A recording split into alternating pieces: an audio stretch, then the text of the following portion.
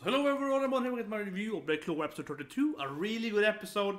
Yeah, this was definitely one of the best episodes so far. Again, like sometimes in Black Clover, right, they have like a really good episodes. They kind of come like every fifth episode, and it's fantastic.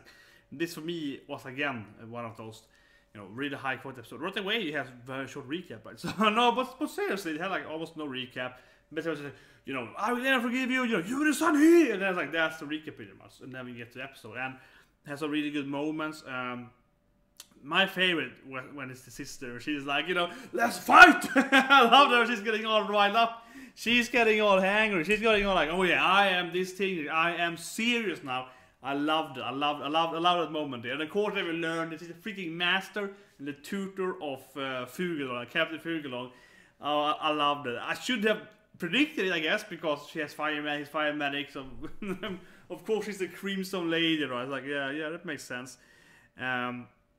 Also added that she was the one that taught him, to be calm and collected and so on. He later on talked to both Leo and Asta, right? So she was the one, she's behind that. So, so yeah, I love that moment there. Of course, Captain Fugelong is very important to Asta, right? More important than Yami. He really is so far. I mean, so far, that captain, the other captain, has been way more, I would say, instrumental in Asta's daughter's character, right? Much more than his actual captain, which is just kind of idea. In one way, I suppose, Yami does something though. He kind of let Asta run free as a wildling, kind of crazy. And that, in a way, though, makes Asta grow. Right? He's like, whatever, I trust you, boy, do what you want. Yeah, so that, in a way, makes Asta go out there in the world and learn stuff, right? NOL and so on. So, I suppose so. But he really doesn't do much yet. That being said, I want to guess this is the fight that's going to be in this cave. Like, that's what I'm thinking. We see this cave now. I did not believe that she was going to jump in here at Midnight Eye suddenly here. I like it though, because otherwise it would be kind of like, oh, let's save Gauche and Rebecca's, siblings, and then there's like a spin-off, whatever, side quest. But it actually is to the main story. Of course, these guys are working for the evil guys. I mean, it's the main evil guys. So that's great. And so yeah, to the cave, yeah. So I think, from the opening though, that this is the cave they're gonna fight, right? Yami and the leaders of this cave probably. Actually, I'm an anime only watcher, right? Of course, I will read the manga and the anime is over, but right now I'm doing the blind reaction, right? And for actually right now, I'm thinking definitely that this is Yami is gonna go there eventually. Maybe with someone else people, but Yami is probably gonna go there, right? And he's gonna come there and save them and have to fight the captain. So that's probably that's gonna happen, I think, this arc. And I'm looking forward to that, definitely. That looks really awesome. So the whole Baha thing, they probably will have some meaning later on, right?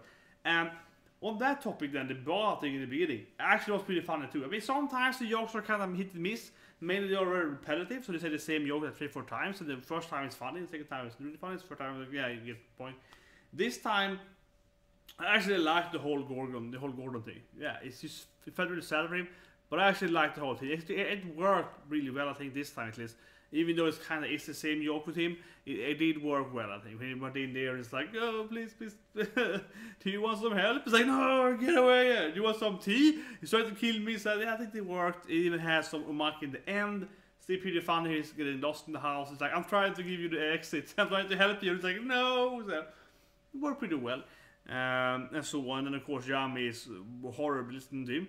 Yeah, so it was pretty funny too. But I guess that Yami is gonna listen to him eventually, right? That he's gonna go there and save them. And that is how he's gonna meet up with what we see in the opening. It's gonna probably be a really badass battle. I also hope that Noelle is eventually gonna leave the village. I don't know, yeah. I really like Noelle as a character. And I do like Noelle versus Rebecca, it's really fun. This week wasn't that much of that, more than last week. But she feels kinda used to just being there, right? I mean, I know they're like, oh, maybe they're gonna attack the village, but it doesn't really seem like anyone's doing that, so yeah, she's kind of AFKing at the village. Feels she could go there. What's more, yeah, Gauche. I actually didn't hate Gauche. I mean, I of course hate Gauche generally. He's a horrible character. But actually, I would say the mirror thing, when he's like, oh, I have the double mirror. Of course, I can do the bullshit thing. That made sense. I like that. So that was fine. And the last thing with him, when he grabbed Mary, I actually really liked it. I mean, as I said earlier, he definitely drives me on my nerves, right? I think his character is horrible so far. But that moment, even though it's so retarded, because obviously he's gonna be like, I will never forgive you, brother. And that's probably gonna happen next episode. He's like, I will never forgive you unless you save my friends, right? That still was pretty funny when they're like, oh, this mud golem thing, and he just grabs her and runs away, and I was like, yeah, okay, it's really stupid, but it definitely fits him as a character. He's like, whatever, I'm leaving.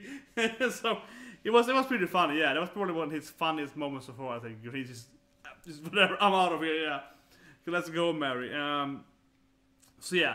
So talking about the crazy girl, Yandere girl, she bites Asta. She freaking bites him. Yeah, that was a big scene there. She freaking bites him.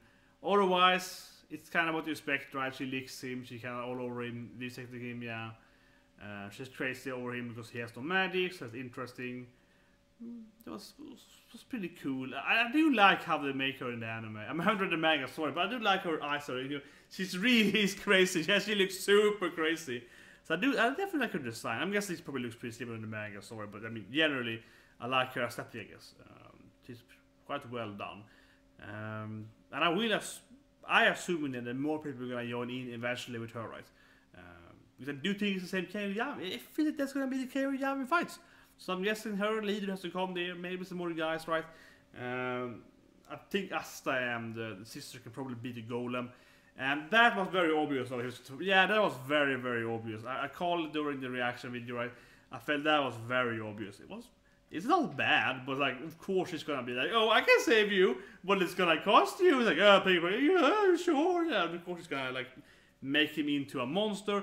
And because we knew that he had mud magic, of course it's gonna turn into a mud golem. I called it exactly in the video. I was like, it's gonna turn into a mud golem guy now. Yes. So I mean, way before I said like 5 minutes before it happened, right? But it was very, very obvious. So I don't take much credit for that. But you know, it's a little issue with Black Clover. I would say a little issue that is cliche. Right? We're talking about that way back, episode 1 and 2 and so on. And here again, that moment there is kind of like she's an evil person. She's cray, and this guy is super greedy. Of course, it's gonna make him into a much more usable monster, similar to his abilities and I guess personality inside of his heart. And that is just kind of like, yeah, I could see that coming a mile away. I don't know. I guess the Snow guy actually might turn to be a good guy in the event. I mean, he's obviously not very good right now, but he might be, you know, conformed or something. He's kind of like he's a misunderstood loner guy. They probably can actually make him become a Magic Knight eventually. Probably. I don't know. He feels like he could, you know, join them, help them, right? I think so. Getting friends, yeah. Then maybe do some, I don't know, jail time and then get out and become maybe good society. I think it's kind of with him. Feels like he's like a really stupid guy right now that might actually be good, you know, deep down, right? Weirdly, I don't know. I think so. I think he's gonna be redeemed. Probably. I think so. So anyway, I hope you like this review, and I'll see you guys next week.